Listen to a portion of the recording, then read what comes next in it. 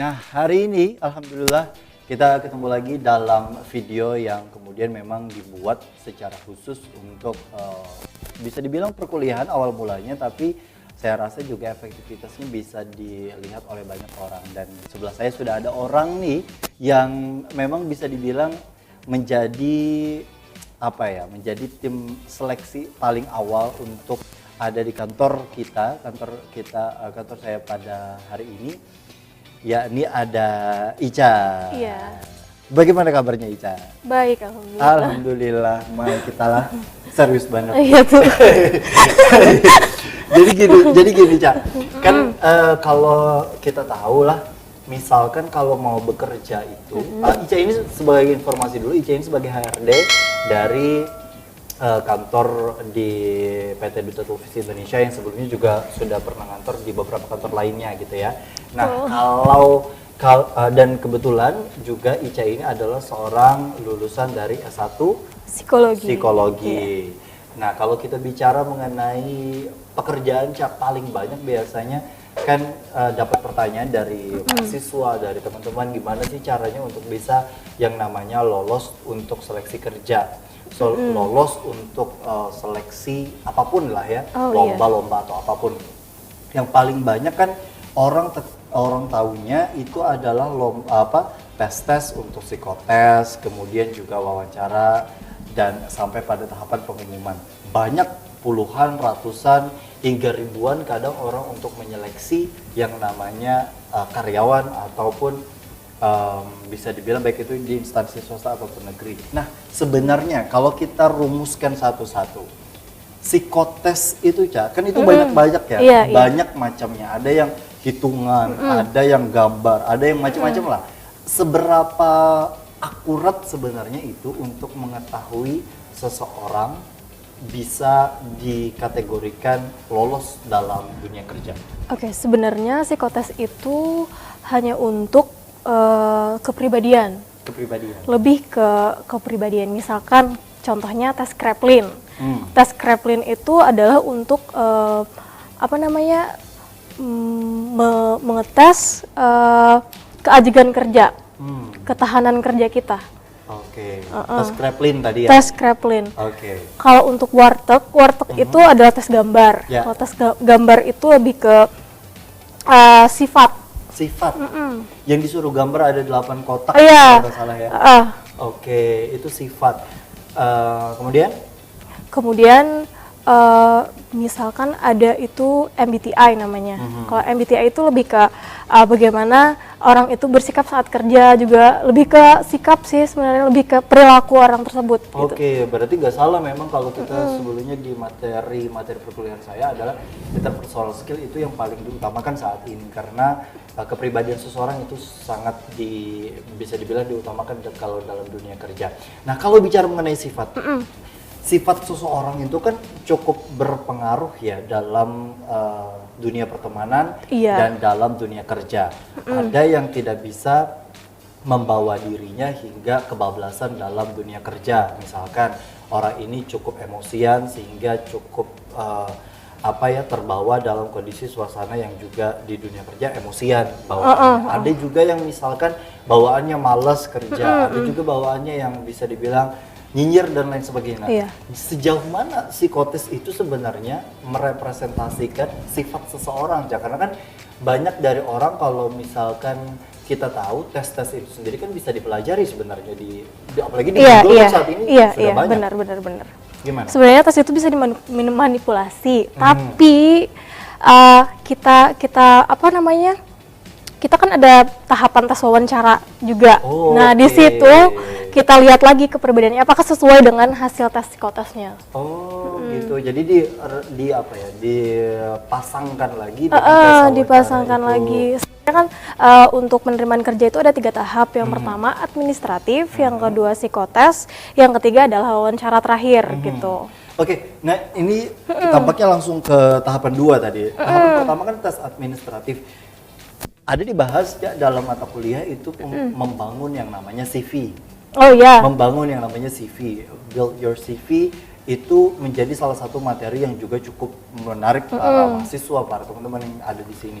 Sejauh mana sebenarnya CV itu bisa dibilang berpotensi untuk kita lolos tes administrasi?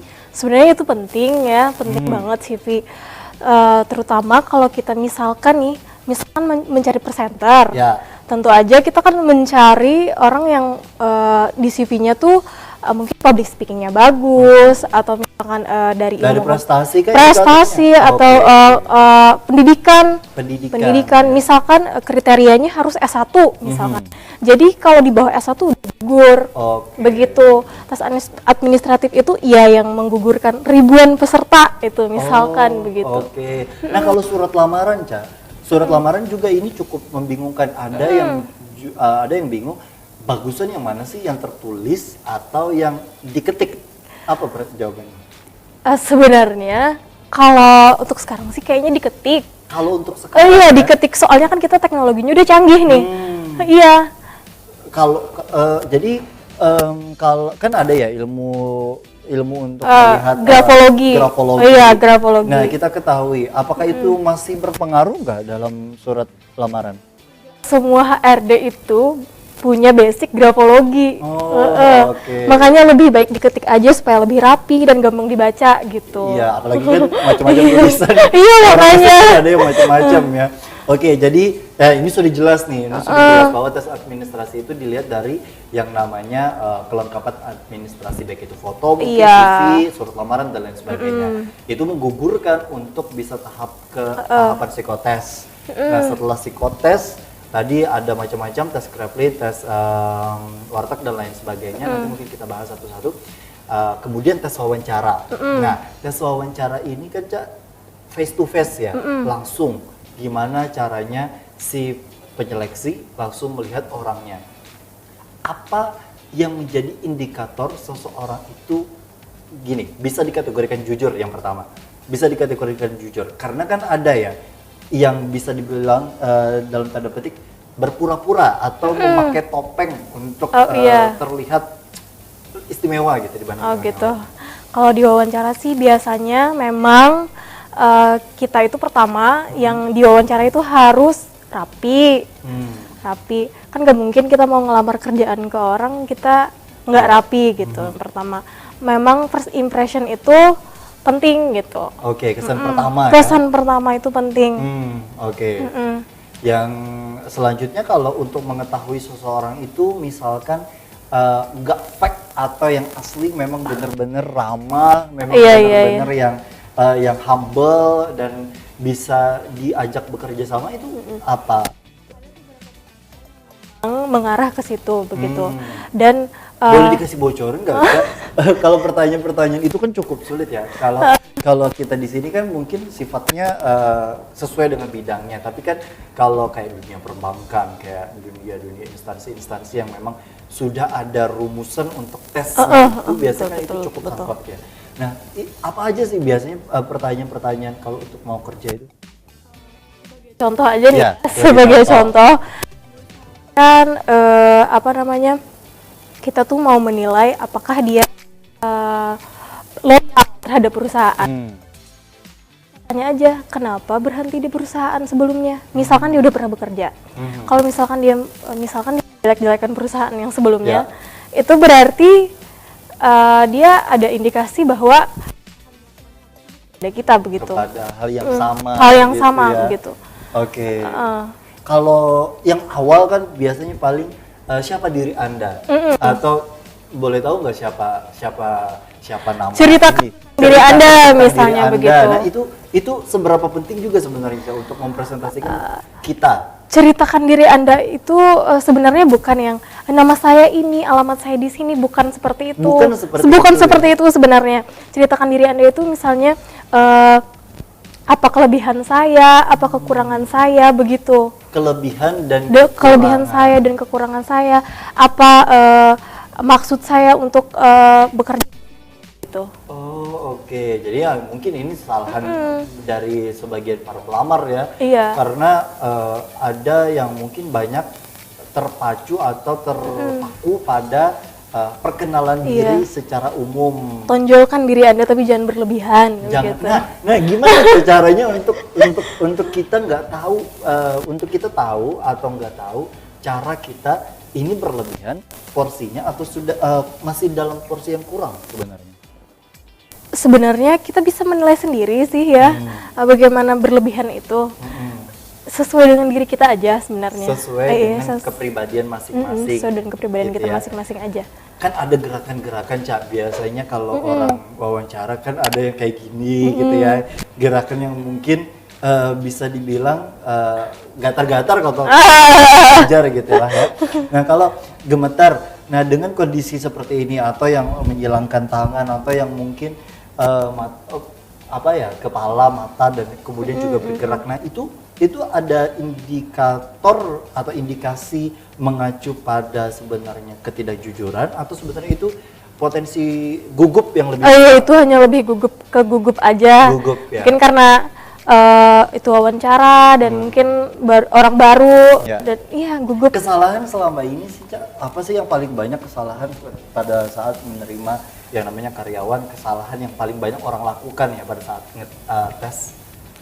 Saat tes wawancara. Saat tes wawancara ya. Apa? Maksudnya apakah kesalahan itu dilakukan di saat wawancara atau psikotes? Kalau di psikotes dulu deh. Kalau di psikotes sih tidak sesuai dengan yang kita harapkan ya. Misalkan orang ini punya skill tapi dia nggak loyal ternyata begitu. Orang punya skill tapi dia emosian kayak begitu.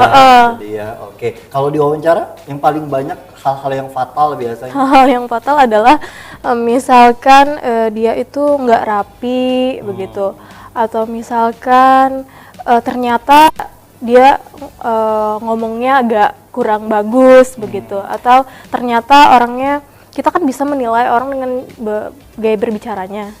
Misalkan lebih kayak emosi begitu. Oke. Nah, kalau tadi disampaikan berbicara, seberapa jauh sebenarnya, Cak, pentingnya peranan berbicara di dunia kerja? Di dunia kerja ini kan kita nggak kerja sendiri begitu kan, kita nggak kerja cuma menatap komputer, tapi kita juga bekerja sama rekan kerja kita begitu. Kalau misalkan tidak sopan, diindikasi itu akan lebih menimbulkan banyak konflik kerja begitu. Oke. Jadi sebenarnya kemampuan kerja saat ini yang dituntut bukan hanya skill tapi juga kemampuan komunikasi dan sikap, itu tadi yang paling utama ya. Oke, nah memang banyak kesalahan-kesalahan yang dilakukan selama ini, apalagi para fresh graduate, Cak, nggak tahu kan pengalaman dan bayangan mereka dunia kerja itu adalah dunia yang sebenarnya diidam-idamkan, tapi pada saat dijalani kan cukup sulit biasanya.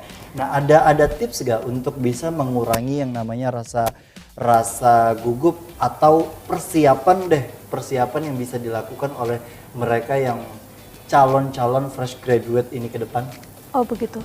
Sebenarnya fresh graduate itu adalah salah satu yang dicari perusahaan begitu, karena memang kalau fresh graduate itu kan dia mentalnya masih belum tahap kerja gitu, jadi bisa di build up gitu. Kalau yang udah pernah kerja, misalkan dia udah kayak yang udah tahu ada pengalamannya lah ya. Jadi agak songong lah gitu. Iya. Oke. Nah, ternyata kan kita kepribadian seseorang itu kan juga cukup dinamis ya. Ketika seseorang itu misalkan sudah melalui tes yang namanya tahapan wawancara atau psikotes administrasi, ternyata di tengah-tengah kerja itu sifat aslinya keluar, Cak, sebenarnya. Nah, ada kelemahan dalam sesi tes itu kah, atau sebenarnya kepribadian seseorang itu sebenarnya bisa berubah-ubah sesuai waktu dan tempatnya? Memang sepertinya itu adalah kelemahan dari tes. Kalau kepribadian itu tidak bisa berubah. Kepribadian tidak bisa berubah. Kita memang pada dasarnya seperti itu gitu, kepribadian kita. Pada dasarnya seperti itu. Cek, kalau di perkuliahan kita ada bahas tentang koleris, flekmatis, sanguin, dan melankolis. Ada juga yang namanya introvert sama extrovert gitu ya. Nah, kalau itu tuh sekali lagi dikonfirmasi bisa berubah atau enggak? Enggak, kalau extrovert, introvert, di tengahnya itu ada ambivert namanya. Di tengah-tengah antara extrovert dan introvert. Dia tuh enggak extrovert tapi enggak introvert, tapi di tengah-tengah pokoknya. Jadi semua orang itu pasti punya karakter. Nah, untuk mengetahui itu bagaimana, Ca? Tes psikologi. Tes psikologi. Iya. Nah, tes psikologi apakah semacam psikotes? Semacam psikotes. Semacam psikotes. Iya. Oke. Kita itu sebenarnya di dalam diri kita itu ada 3 kepribadian. Tiga kepribadian, iya. Menarik nih, apa itu? Yang pertama yang kita tunjukkan kepada dunia luar. Yang kedua yang benar-benar diri kita. Yang ketiga adalah topeng.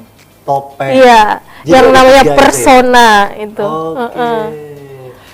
Yang sejauh ini kan orang bilang yang namanya pencitraan atau apa, padahal itu adalah bagian dari topeng kita sebenarnya gitu ya.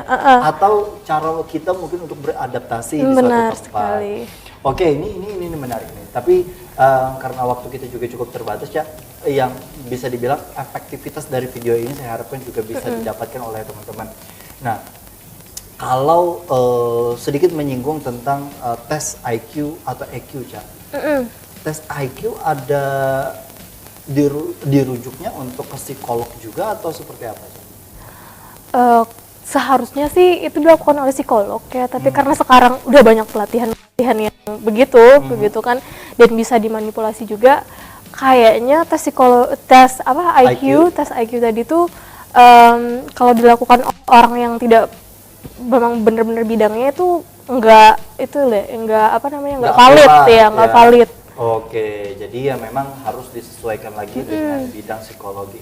Menarik ya, mungkin kalau kita belajar tentang psikologi, saya sendiri saja mungkin lebih banyak baca-baca buku tentang psikolog ya, karena lebih banyak kan mengetahui diri kita, kita itu seperti apa. Mungkin banyak dari diri kita yang kita tidak tahu sebenarnya, dan cara menghadapi dari orang itu ke depan begitu ya. Dan itu tadi video singkat kita bersama dengan Ica yang merupakan HRD dari PT Duta Televisi Indonesia, dan semoga video ini bermanfaat bagi semuanya. Assalamualaikum warahmatullahi wabarakatuh.